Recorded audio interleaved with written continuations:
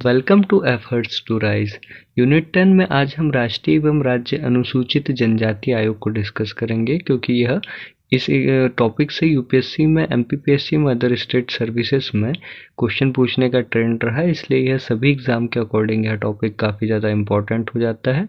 इसमें आज हम राष्ट्रीय एवं राज्य अनुसूचित जनजाति आयोग से जुड़े हुए सभी प्रावधानों को डिटेल में डिस्कस करेंगे, ताकि एग्जामिनेशंस में किसी भी प्रकार से यदि प्रश्न आता हो तो उसे हम सॉल्व कर पाए। तो चलिए टॉपिक की शुरुआत करते हैं। सबसे पहले हम राष्ट्रीय अनुसूचित जनजाति आयोग से संबंधित चीज़ों को देखेंगे। आयोग के स्वरूप की बात करते हैं। तो राष्ट्रीय अनुसूचित जनजाति आयोग संवैधानिक आयोग है, अर्थात इस आयोग की स्थापना भारतीय संविधान के अनुच्छेद के आधार पर की गई है।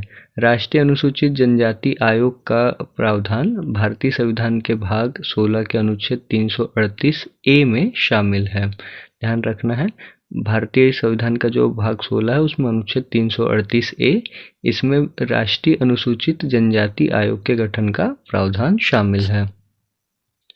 अनुच्छेद 338 ए से संबंधित कुछ पृष्ठभूमि की बात करते हैं। भारतीय संविधान में जो 89th कॉन्स्टिट्यूशनल अमेंडमेंट है 2003 का, उसके माध्यम से अनुच्छेद 338 में संविधान संशोधन किया गया था और अनुच्छेद 338 ए को जोड़ा गया था। और इस संविधान संशोधन के बाद 2003 के बाद क्या परिस्थिति हो गई? दो आयोग बन गए। अनुच्छेद 338 में राष्ट्रीय अनुसूचित जाति आयोग बना और राष्ट्रीय अनुच्छेद 338 ए के अनुसार राष्ट्रीय अनुसूचित जनजाति आयोग की स्थापना हुई।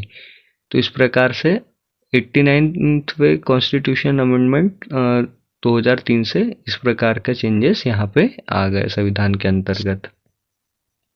इसके बाद बात करते हैं कि 89वां संविधान संशोधन 2003 में हुआ था, वह 28 सितंबर 2003 को पारित हुआ था और 19 फरवरी 2004 को यह लागू हुआ था।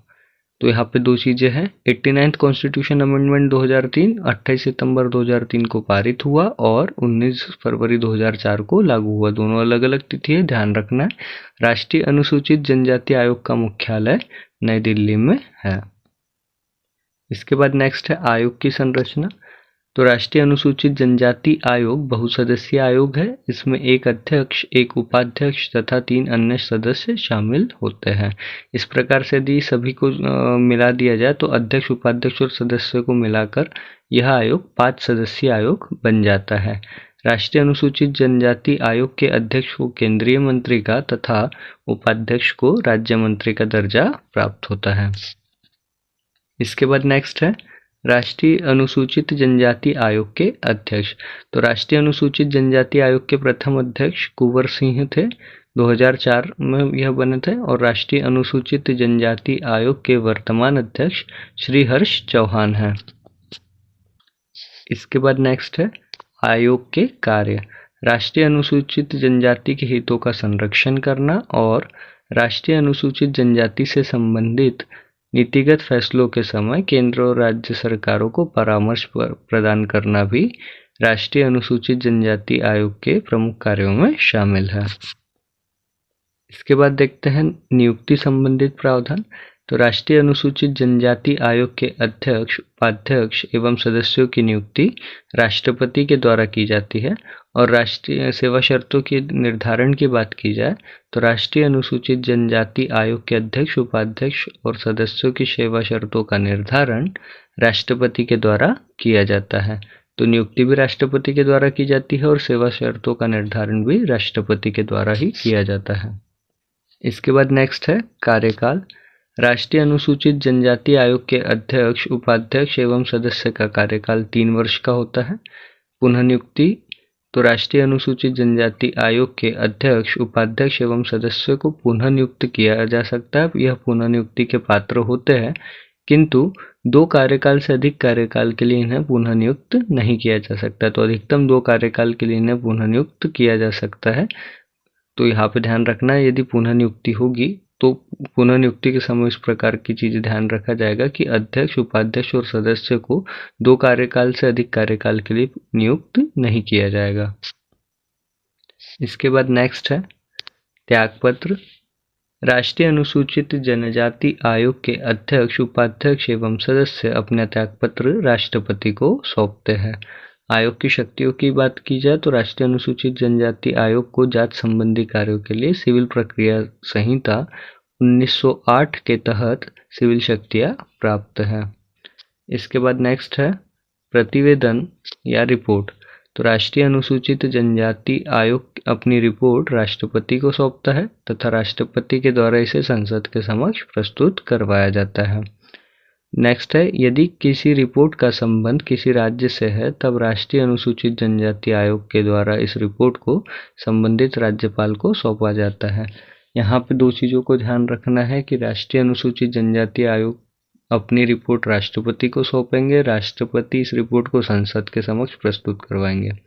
यदि उस रिपोर्ट का संबंध किसी एक विशेष राज्य से संबंधित यदि कोई रिपोर्ट हो तो इस परिस्थिति में क्या होगा कि उस रिपोर्ट को संबंधित राज्य के राज्यपाल के पास राष्ट्रीय अनुसूचित जनजाति आयोग के द्वारा सौंपा जाएगा।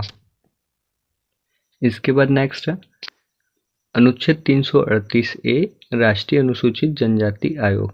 देखिए भारतीय संविधान के अनुच्छेद 338 ए क्लॉज सब क्लॉज 1 से लेकर अनुच्छेद 338 ए सब क्लॉज 9 तक के जितने अनुच्छेद है इनका संबंध राष्ट्रीय अनुसूचित जनजाति आयोग से है।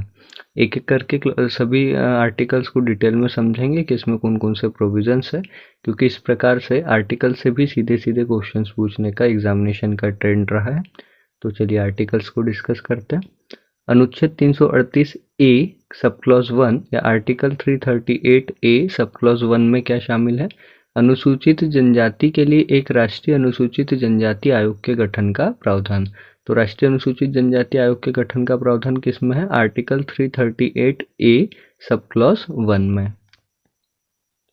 इसके बाद नेक्स्ट आर्टिकल है आर्टिकल 338 ए सब क्लॉज 2। राष्ट्रीय अनुसूचित जनजाति आयोग की संरचना, सेवा शर्तों एवं कार्यकाल से संबंधित प्रावधान। तीन चीजें हैं, आयोग की संरचना, सेवा शर्तें और कार्यकाल। ये सभी चीजें एक ही अनुच्छेद में है, अनुच्छेद 338 ए सब क्लॉज 2 में। इसके बाद अगला अनुच्छेद है अनुच्छेद 338 ए सब क्लॉज 3। राष्ट्रीय अनुसूचित जनजाति आयोग में अध्यक्ष, उपाध्यक्ष एवं सदस्यों की नियुक्ति संबंधित प्रावधान इसमें शामिल है। इसके बाद नेक्स्ट आर्टिकल है आर्टिकल 338 ए सब क्लॉज 4। राष्ट्रीय अनुसूचित जनजाति आयोग के द्वारा प्रक्रिया को स्वयं विनियमित करने से संबंधित प्रावधान। तो राष्ट्रीय अनुसूचित जनजाति आयोग के द्वारा जितनी भी प्रक्रिया, जांच प्रक्रिया, सभी चीज़ों को निर्धारित करने का, स्वयं रेगुलेट करने का शक्ति का प्रावधान किसके पास है? तो यह है आर्टिकल 338 4 में। आयोग जितनी भी प्रकार की प्रक्रिया स्वयं रेगुलेट करेगा उससे संबंधित सभी प्रावधान आर्टिकल 338 ए 4 में शामिल है। इसके बाद नेक्स्ट है आर्टिकल 338 ए सब क्लॉज 5 में।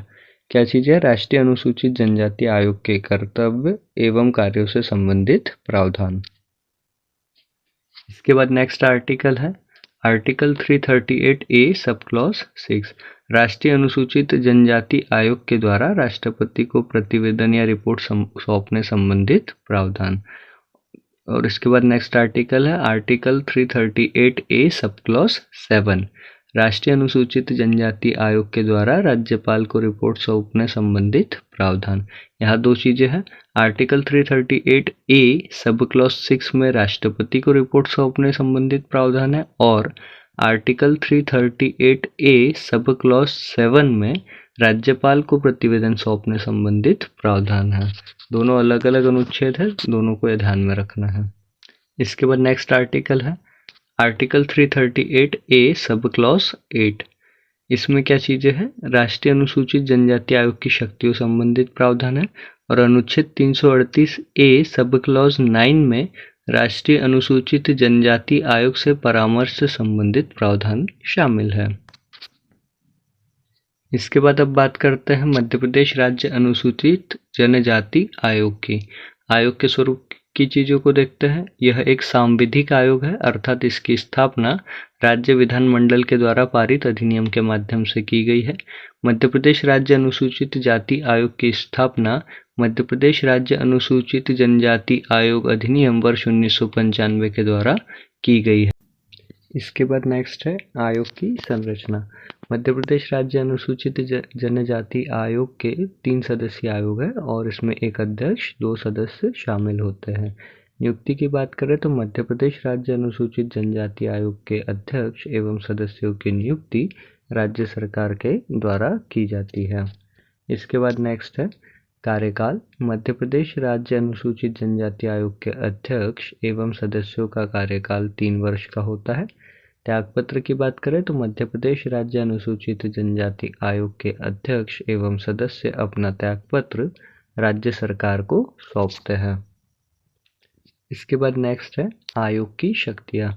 मध्य प्रदेश राज्य अनुसूचित जनजाति आयोग को जात संबंधी कार्यों के लिए सिविल प्रक्रिया संहिता 1908 के तहत सिविल शक्तियाँ प्राप्त है और मध्य प्रदेश राज्य अनुसूचित जनजाति आयोग के वर्तमान सचिव श्री विक्रमादित्य सिंह है। चैनल पर कमीशन से रिलेटेड अदर वीडियोस भी अवेलेबल है, उन लेक्चर्स को जरूर देखें। नेशनल इंटरनेशनल करंट अफेयर के साथ साथ एमपी स्पेसिफिक करंट अफेयर भी अवेलेबल है, उन्हें भी जरूर देखें। वीडियो को लाइक शेयर जरूर करें और चैनल को सब्सक्राइब करना बिल्कुल ना भूलें ताकि सबसे पहले अपडेटेड इन्फॉर्मेशन आप तक पहुँच पाए।